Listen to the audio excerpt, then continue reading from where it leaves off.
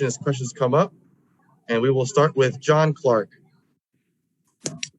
Hey, Doc. Wanted to ask you about Tyrese Maxey and the experience that he got in those pressure-packed moments in the elimination game. How much can he take that experience into tonight? I hope he takes a lot of it. You think about these young kids, Terrence Mann again and Max, and you think about the one good thing about their lives in AAU is that they've played on television. They've played in huge games in their lives, and they seem to be more apt for big games right when they come into the NBA. I didn't sense any hints of anything, just him playing and focusing on his job. And that's what we got to do tonight, all of us, but especially him, is just focus on what you're supposed to do, your job. And that usually takes care of all the nerves, in my opinion.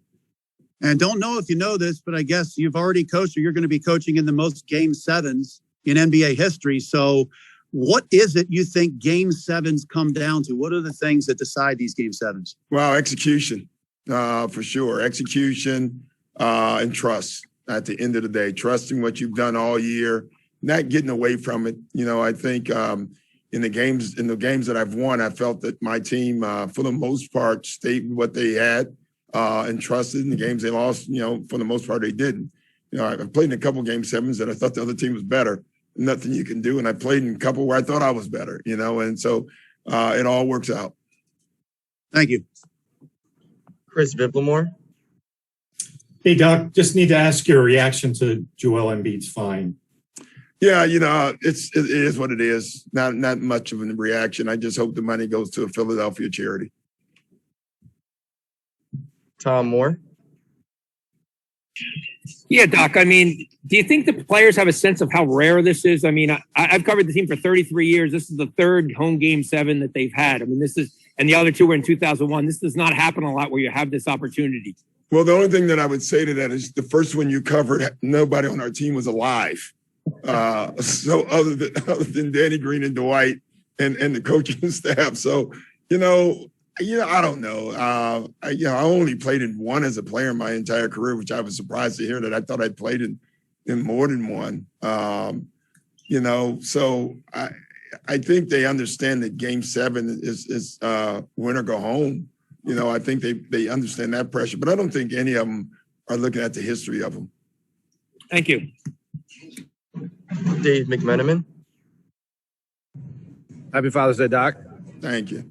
How has Seth Curry, how's his role in any ways maybe been even bigger than you anticipated it to be when you guys acquired him in the offseason? Yeah, I don't even know if I can answer that because I didn't really know. I knew what he was as far as his shooting and ball handling.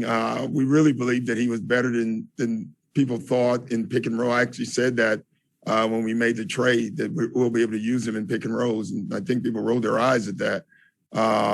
But listen, he's given us, a great deal of offense and a great deal of just superb shooting.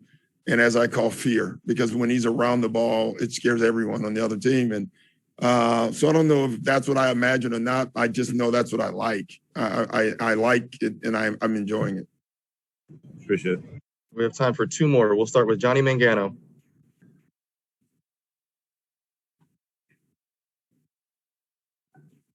Go ahead, Johnny. All right, we'll shift to Austin Crow. Doc, Game 7s, it can certainly be an environment where you get overwhelmed with that stake there. How do players sort of rethink that in a way that instead of being overwhelmed, they decide to take ownership of the moment and really that's tough to answer, Austin. I mean, heck, I don't know. I've been in I guess the most, and I will say I've had a couple games where the moment absolutely swallowed the team, and you could just see it on the floor. And as a coach, when you see that, you use early timeouts. You try to run stuff that they're the most familiar with, even if it's not the best play for the moment, just something that they feel comfortable. And the other thing, you try to run something where everybody can at least touch the ball. But you can't, listen, I wish you knew before the game which ones, who, hopefully none. You just don't. And that's part of it. I mean, you watched last night's game. Superb shooters were hitting the side of the backboard, and I don't know what Bud or Steve were supposed to do about it, other than you keep giving the ball to him and then hopefully somebody would respond. And in Milwaukee's case, it was Holiday. He came through down the stretch. And so you just have at it. The one thing I do know is defensively, that's where you're going to make your hay. Your offense may be great and may let you down, but your defense has to be superb if you want to win the game. Thanks, Doc. Yeah. We'll go back to Johnny Mangano. Yeah, Doc, just want to know, Danny Green, even though he's not on the court, how has the team relied on him in this series since he's been in so many of these situations? Well, it's tough to rely on him now in street clothes, but he still has a voice. Obviously, if I've learned anything as a player, when I was a player, I really didn't want to hear a whole bunch from the guy in the darn hard shoes. That's what I used to think. But, he's been through so much. He's been through more championship experience than almost anybody that has played in the league, in the history. And so it would be wise if he had something to say to one of our guys that they would try to listen to him. It would be my answer. Whether they do or not, I can't tell you. But I think it'd be a very smart decision. Thanks so much, Doc. Appreciate it. All right. Thanks. Thank you, Coach. All right, guys. Take care.